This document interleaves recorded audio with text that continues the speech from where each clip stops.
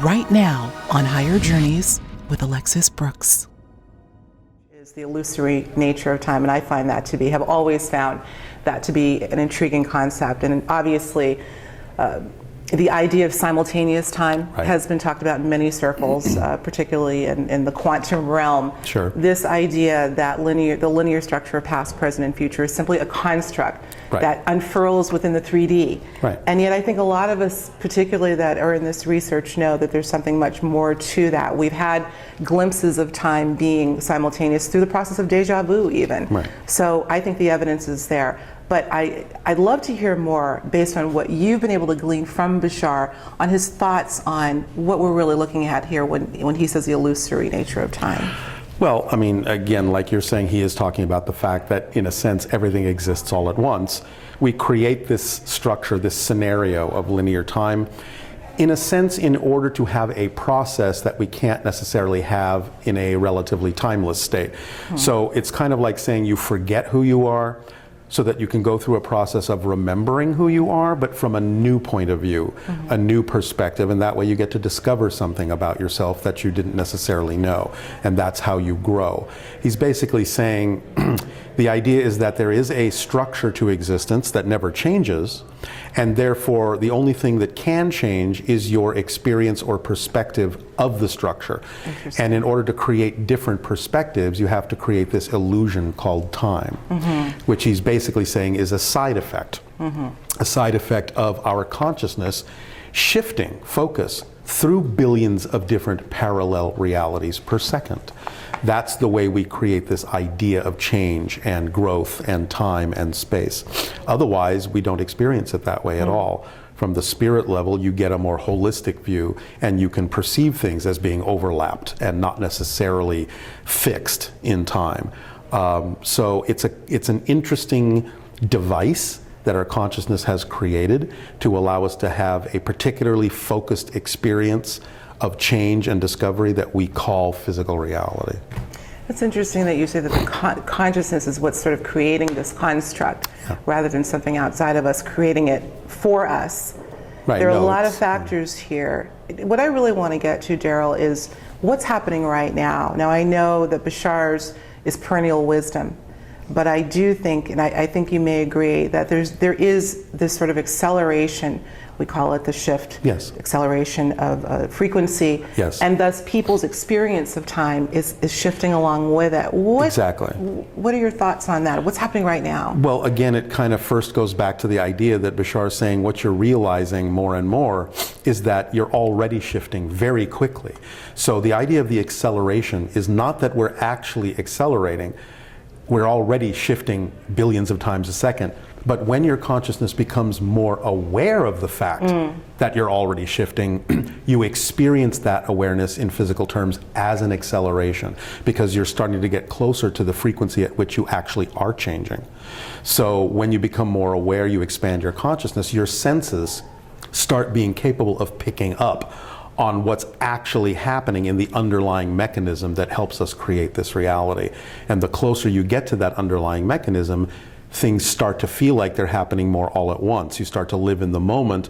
But even though the idea, here's the paradox, the idea of living in a moment seems like it would mean that time slows down or you don't experience as much of it, which is also true.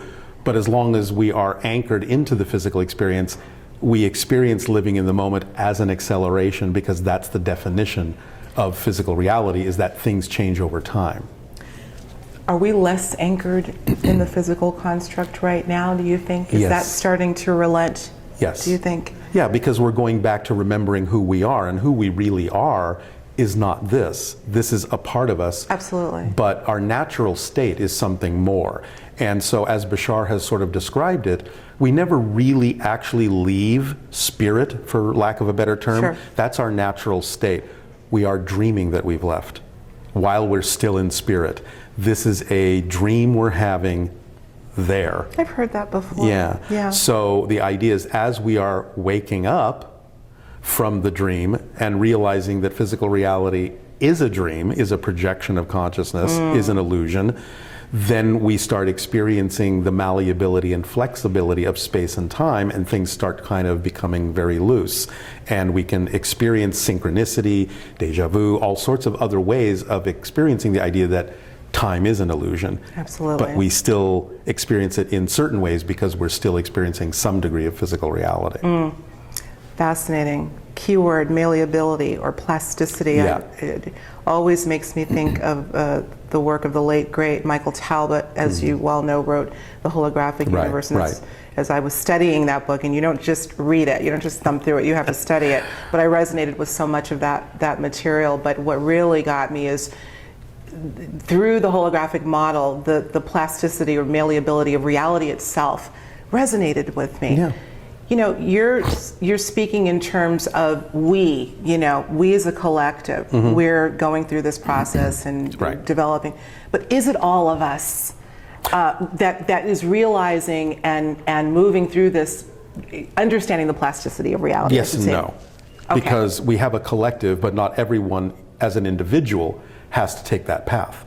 So while the collective is supporting the ability to take that path, there are many individuals who may not necessarily experience that path by their own choices or their own belief systems. Are they affected by it, though, at some level? Only if they wish to non-locally? be. Only if they wish to be.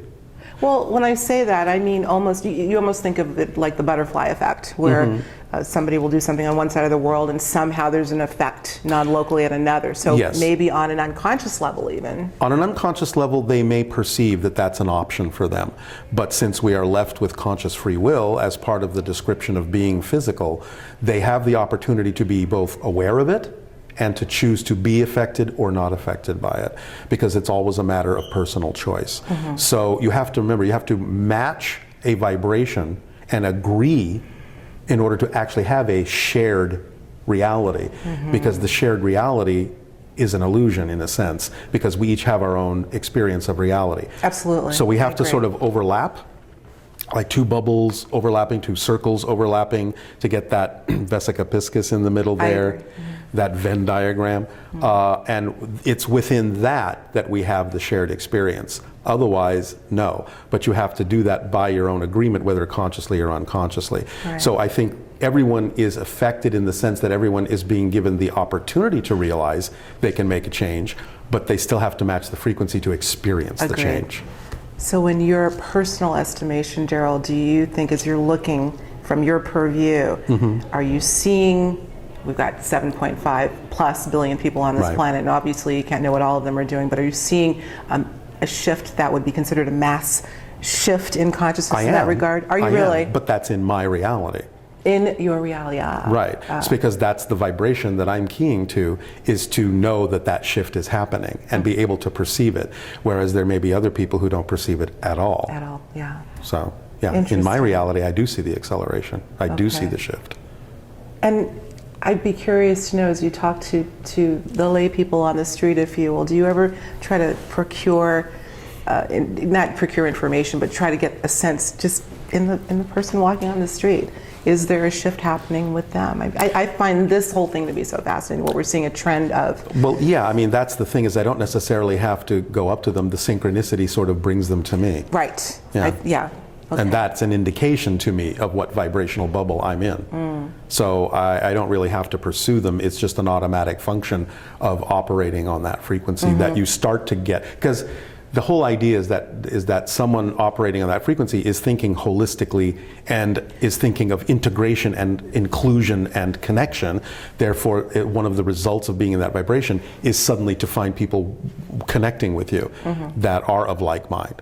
That's just the way it There's no it doubt works. that's happening. Absolutely. I think, and That's just wonderful physics, because what you put out is what you get back. Absolutely. I love that. What you put out is what you get back. If you enjoyed this episode, be sure to watch what's next, plus more to explore. And don't forget to subscribe to Higher Journeys.